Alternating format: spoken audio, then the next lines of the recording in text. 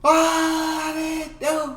Dream Team. It's your boy D Neal back with another reaction video, guys. Here we are with Australian culture shock. American living in Sydney. What shocks me about Australia? Before we jump into this, y'all know I need y'all to smash that subscribe button, ring notification bell, get a video a thumbs up so it gets suggested. Oh my god! G'day guys, welcome back to the channel. My name's Caitlin and I'm an American learning to live down under here in beautiful Sydney, Australia. Hey, Caitlin. I've been here for about 4 months now, and even though I've been here for a while, I am still time and time again seeing these culture shocks pop up, and today I wanted to share some ones that I have experienced within the last 4 months, ones I haven't shared with you guys yet, and some of these are not the common ones that you see. Some of these are really things about Australia in particular that have completely shocked me over these last few months. So if you want to see what has been shocking me so much lately, stay tuned.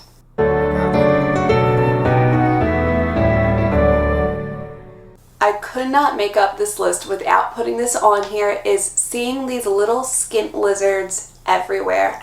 I see them in my garden, my backyard, walking down the street, in the streets. These tiny little lizards are completely harmless. They eat bugs, they eat like tiny little grubs. I'm perfectly okay with having these guys around, but the first couple times I saw them, it freaked me out. As an American, you're taught that everything in Australia is trying to kill you, so I had no idea if these tiny little lizards were actually dangerous or not.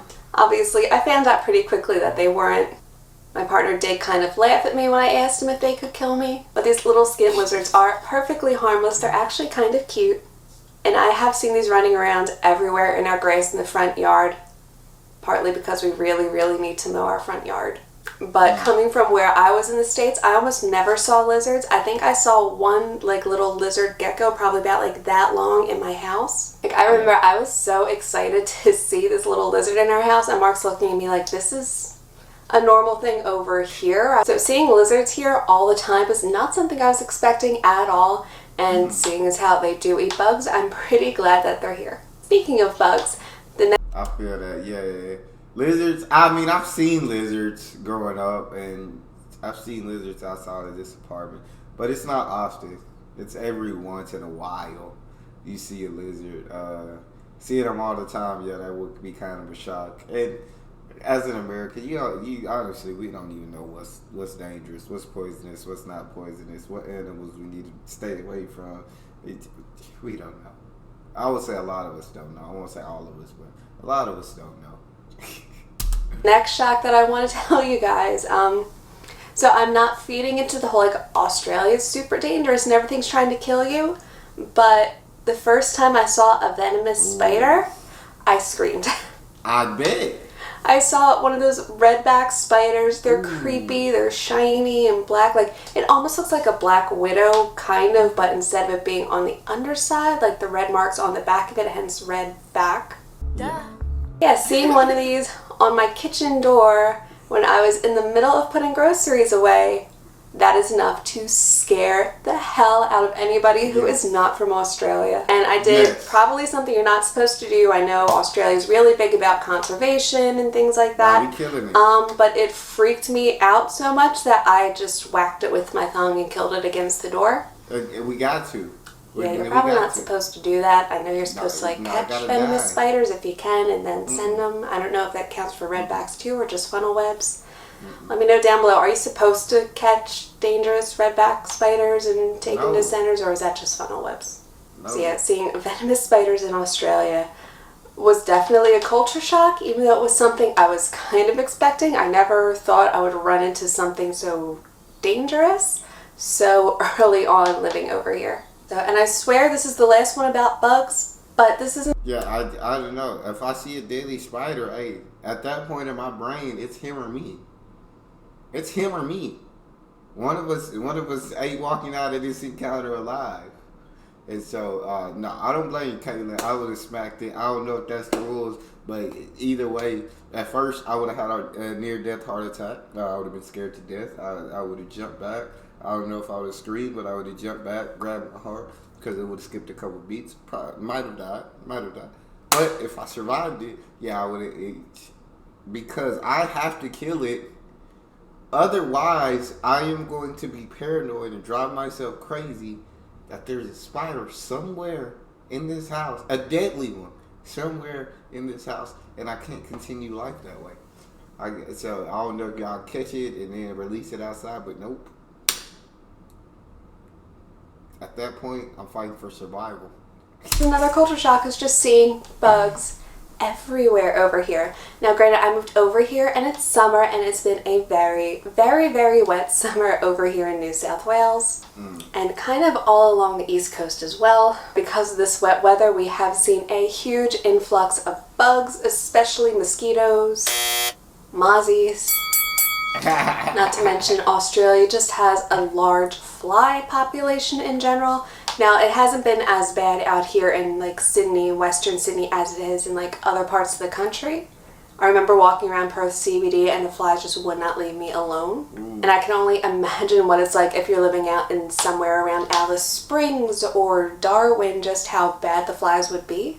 But Mark and I went camping at the end of December and the flies were relentless. I don't care if you want to call it glamping. Next time I'm bringing a bug zapper because the flies were just that annoying. And besides flies and mozzies and venomous spiders, I'm also seeing roaches everywhere, which just, I don't care if they're the cleanest bugs in the world. I do not want to see a roach. I do not like roaches. Are the cleanest bug in the world? No, I feel, when I see a roach, I feel dirty. I feel like, okay, like I will literally, if I see a roach, I'm like, all right, it's time to deep clean this house. It's time to legit deep clean everything because there should not be roaches in my crib. That's how I didn't know are they the cleanest bug in the world? That flies and mosquitoes, absolutely hate them. Absolutely hate them. They're so annoying. Yeah, they all gotta. I'd get the bug zapper too, but I wouldn't. I'm not a camper, so probably wouldn't do that. I probably wouldn't run into them too often, but I can't stand them. Roaches, they look gross, they are creepy. Yes. I don't care if they're clean, they freak me out. They are so ugly to look at, and they're just nasty. Fourth one is totally unrelated. Let's get off of this bug thing and talk about something a bit more serious. Whenever I'm at a formal meeting or any sort of ceremony experience, there is always an acknowledgement to Aboriginal, Torres Strait Islander, and if New Zealand's involved, also the Maori people. I hope I'm saying that correctly. But I've had quite a few meetings at work already. Some of them could have been emails. But these meetings always start off with acknowledging the traditional owners of the land, which are the Aboriginal, Torres Strait Islander, and Maori people of Australia and New Zealand. And honestly, the first time I heard it, I was a little confused. There's really no concept like this over in the States at all for me to equate it to. Some people who really don't understand this comes more from Americans than Australians. I think with Wild West movies, Australians know that there's a big difference between Aboriginal people and Native Americans. But for some Americans who really just do not understand much of Australian culture at all, there's almost this notion where they think that Aboriginal people are pretty similar to Native American people. And although there are some unfortunate historical similarities, something like this, acknowledging Aboriginal and Torres Strait Islander people in the beginning of a meeting, there's absolutely nothing like that over in the States. And honestly, I think it's a beautiful part to any sort of ceremony, even if it is something as small and kind of boring as an office meeting. I do think it is an amazing thing that it's actually acknowledged here. And it's not just like a general blanket thing. People make a couple changes to it here and there at the beginning, but generally everything is similar, acknowledging connection not just to the land in general, but to land, sea, air, community. I think it's such a beautiful tradition. But seeing meetings start off this way is really a beautiful way to acknowledge the traditions that Australia has here. I am probably going to be doing an Aboriginal culture video sometime in the near future. I'm still learning about it, still understanding it myself, because this is not something that is ever taught to us over in the States. Some of us know that Australia technically has like the oldest living culture in existence still, but that's really about it. So I don't know much about the culture itself. I'm still learning, and we'll probably be doing a video in the near future about what I've learned so far and what I've seen. But seeing meetings start this way is just a beautiful acknowledgement of the Aboriginal and Torres Strait Islander cultures. Yeah, I think that's absolutely incredible to acknowledge them 100% there. That's awesome. I knew, until I started watching videos about Australia, I knew nothing about the Aboriginal people. I don't know anything about, like, I feel like we're not really taught about anything about the rest of the world outside of the United States of America. So before videos and seeing different things and culture shocks in all these other countries, like, I legit knew nothing about a lot of these countries. I don't know how the people are. And I don't know what the cultures are like. And I don't know the foods they eat. And I don't know. There's just, we're legit. I feel like growing up in America, I feel like personally for me, I don't know if in different parts of America people are taught different things, but it's almost like America is everything. Like, you don't really think about anywhere else in the world. You don't think that there's the rest of the world. You think about the United States of America. And that everything revolves around the United States of America. And I feel like that's kind of how you're taught. But I feel like that's how I was taught, so I won't say generalization, but yeah.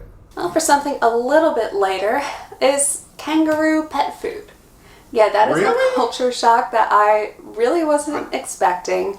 This one I've never heard of. Kangaroo. Obviously, kangaroo are plentiful over here in Australia. They are kind of a pest, kind of a nuisance, apparently. I don't live close enough to them for it to really be an issue for us over here in Western Sydney. All across the country, I know a lot of people have issues with kangaroo and wallaby, but kangaroos are plentiful over here. So naturally, it does make sense since dogs need protein. He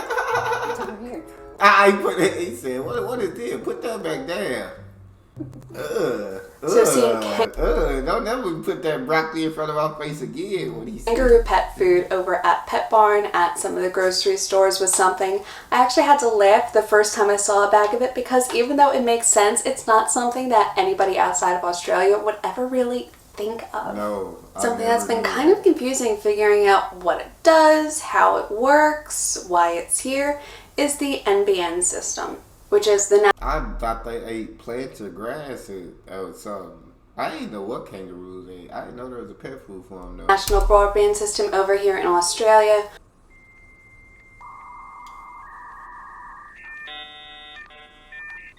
Over in the States, you have very, very few options who you can use as far as your internet provider, your service provider, your phone provider. And when you set that up, it goes directly to the company. I feel like you got a decent amount of options as far as all this stuff. But this video, I don't know when this video is made, but I feel like you got a decent amount of options of who you want as your internet provider. I guess it depends where you live. I guess she's right. Because in my apartments, you could only really get one provider in my city. There's more providers in my city, but there was only really one provider that provided internet to these apartments that I live in. So I guess she is right in a sense, but overall I feel like there's a lot of different providers. I guess it's just limited in whatever area you're in. There's no other parties involved, so we have Telstra. Telstra, not going to get into that, but Telstra needed the NBN to be connected in our house before we moved in, and then we were having an issue with the NBN box a couple weeks ago because we were having issues with the internet. So I don't know how or why the NBN is involved, and it doesn't just go from the customer to Telstra, but having the NBN involved is something that I'm kind of trying to figure out. A little bit of a shock hearing that, okay, you actually need not just Telstra or Optus or whoever you would use, but you also need the NBN connected as well. NBN, kind of a weird system, still trying to figure it out. Kind of a culture shock over here, definitely not something we have over in the States. The one thing that I don't quite get over here, and it's one of the very, very few things that I actually like more in the States than over here in Australia, is the times that you guys file your taxes over here. So apparently Australia tax season ends at the very end of June and starts again in July. Whereas over in the States, it's just January 1st to December 31st.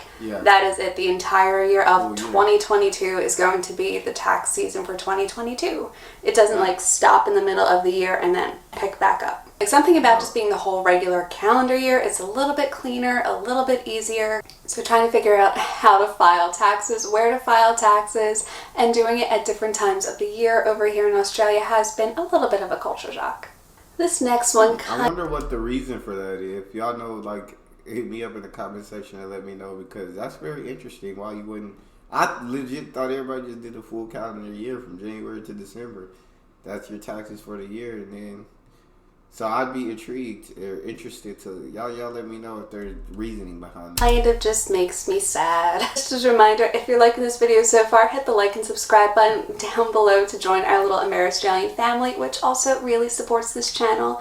I post on Mondays and normally Thursdays about the differences between American and Australian culture and the overall process of learning to live down under.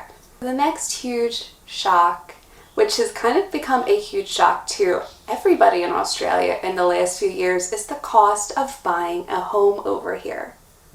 The average I've heard about this in a couple of videos. house in Sydney costs $1.6 million. Like, let that sink in. A home in Sydney, we're not talking about like some super nice beachfront property. We're talking about a regular little average home in Sydney costs $1.6 million.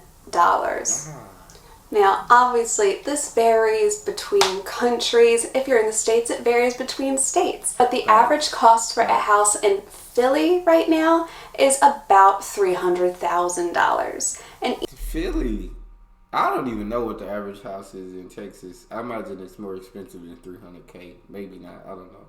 But that in Philly, okay. Even if you take the price differences, the Australian and American dollar values, it's still ridiculous how expensive housing has become over here in Australia. Jeez. In fact, Sydney and Melbourne right now are two of the top 10 most expensive cities to buy a property around the world. Let that sink in. Wow. 2 cities in Australia, a country with a population of about 26 million people in it. The average housing cost in Sydney is $1.6 million. That's kind of Even wild. though 3 cities from the United States made that top 10 list as well, they're all in California. And America has a population that's like 12 to 13 times the size of Australia. California is where the rich people are. Cali is where the rich people are. Hey, you know what I'm saying? Yeah. Most of us can't afford to live in California. I don't know what they're doing out there. So I feel like now's a great time to just like plug my little PayPal link down below, because I feel like we are never actually going to be able to afford to buy a house over here now with the way the housing market is.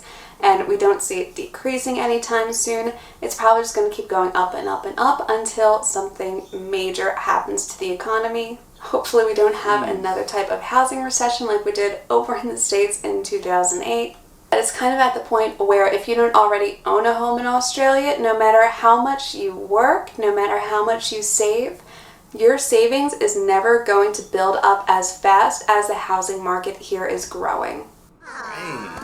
So if the average Aussie is making under $100,000 a year, that's before taxes come out, before you have rent for wherever you're staying, before you have food, utilities, all the other things that are necessary to live over here. Yes, you can save thousands, possibly tens of thousands of dollars a year if you're really frugal, if you really monitor your money, maybe if you have a couple of extra side hustles, side gigs. But overall, $1.6 million for the average home is $160,000 for just a 10% down payment. That's not going to include all the extra costs that come along with it. $160K, bro. $160K for a down payment. My, 160?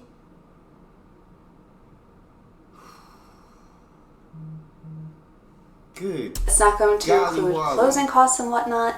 So the average cost is $1.6 million for a house here.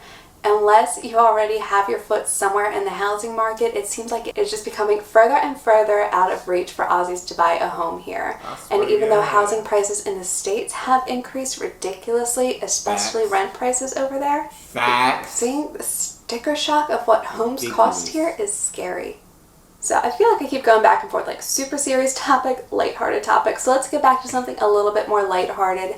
Something I have noticed here in Australia, driving along the motorways, is that there is a huge lack of billboards over here. And I absolutely love that about Australia. If you're driving down the highways in the States, you will see billboard after billboard after billboard advertising anything and everything from energy drinks to lawyer commercials. Am I crazy here? No, you're not crazy. Look at the logo. That's our logo. To engagement ring and watch billboards. You will see plenty of casino billboards, some alcohol billboards.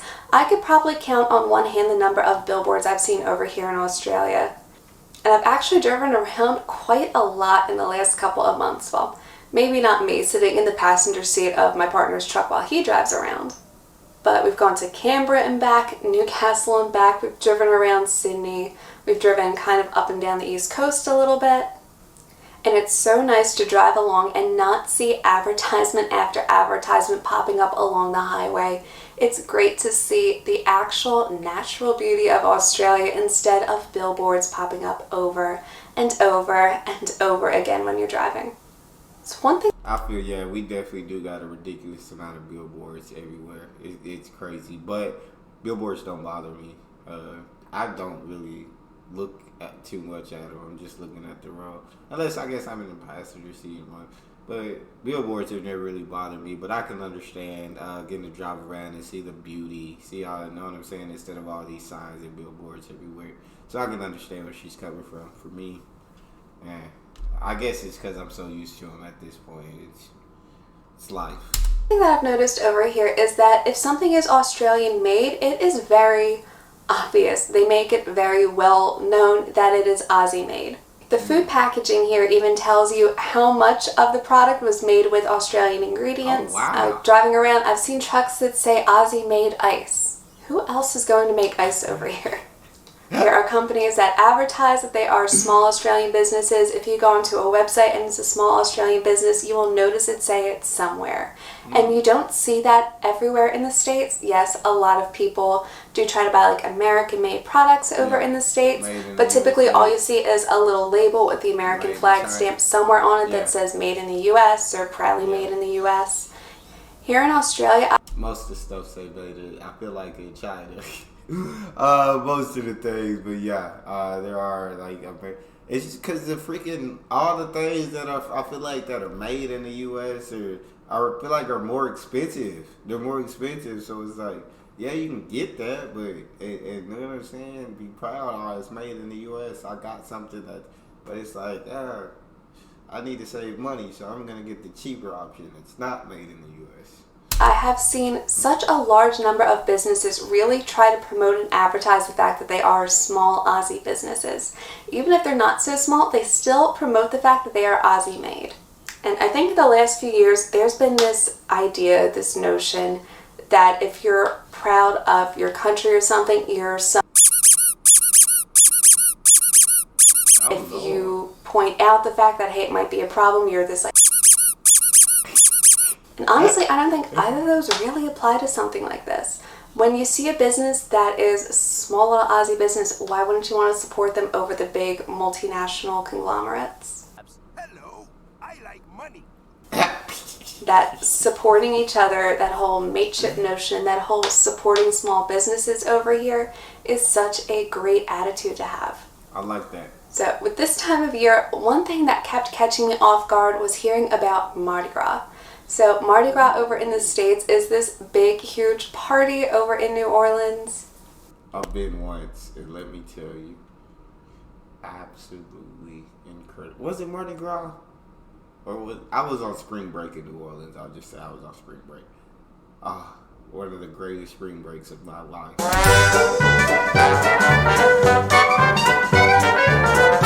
It goes on for a couple weeks. It goes all the way up until Ash Wednesday. And Mardi Gras over here in Australia is so very, very different. Whereas Mardi Gras is this big party leading up to this very solemn time of year in like the Christian and Catholic calendars.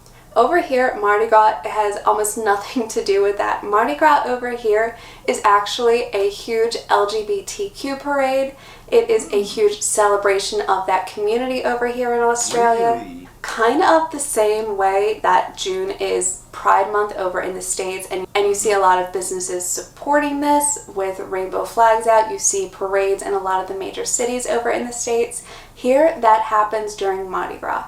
So hearing Mardi Gras over here has a completely different notion to it. And this last one, it's so small, it's so weird, and people are probably going to laugh when they hear it. Well, maybe not, it is a little bit of a solemn topic. But I've gone to one funeral over here in Australia. Somebody in Mark's extended side of the family passed away, and during the funeral, we were driving from the church to the cemetery. And it was like just everybody driving along in one line, and people were stopping at red lights if they were in the funeral. And I look at Mark, I'm like, why don't we have our hazard lights on? He's like, what the hell are you talking about? So in the States for funerals, it is typical for funeral homes to put flags on the side of the car, like little suction cup flags normally, or something on the window so that way people know that you're part of a funeral procession. And the funeral procession puts their hazard lights on. So everybody follows the hearse from wherever the funeral took place all the way up to the cemetery, and everybody goes in one continuous line. Even if there's a red light, people keep going. People will stop for funeral processions over in the States. Like, nobody wants to be that jerk that accidentally cuts off a funeral procession, that accidentally merges into it without realizing what it is. People genuinely feel pretty guilty when they do that. Okay, you might have some people that don't, but they're in the minority over there. So to keep the funeral procession all together, typically people put their hazard lights on and they drive behind the hearse all the way from the funeral site up to the cemetery. Whereas over here, you basically had to try to stay together, but then if there was a red light, people would get cut off, and you kind of needed to know where you were going and needed to be able to follow other people, and you kind of needed to know who drove what kind of car in your family to sort of follow them and make sure that you didn't lose track of each other. It's kind of a bit of a confusing process over here. But culture-wise, I don't think one would really translate over here, because this is something that Americans have been doing for decades. This is something that Aussies have never done, so it's not something that would be easily transferable from one country to the other. So yeah, not having hazard lights on in a funeral procession is just kind of a weird thing for me to see. Now, yeah, that's definitely a difference between the two, yeah. I mean, basically, I don't really have anything to add to it. She basically explained what it's like going from the funeral to the cemetery and how we get there. She explained it perfectly. What I was expecting, and a little bit of a culture shock being over here in Australia for the last few months. So that's it for this video, you guys. A couple of really unexpected culture shocks that I have seen over here in the last 4 months I've been living in Australia. If you enjoyed this video, please hit the like and subscribe button down below to join our little Amer-Australian family. I post on Mondays and normally Thursdays about the differences between American and Australian culture and the overall process of learning to live down under. My name's Caitlin, and I'll see you in my next video. Bye! That's all we got. Always like Caitlin's videos. Always good. But that's all we got for this one. You guys got a favorite video suggestion, you can subscribe to Patreon or drop it in the comment section. It's your boy Neal. Out.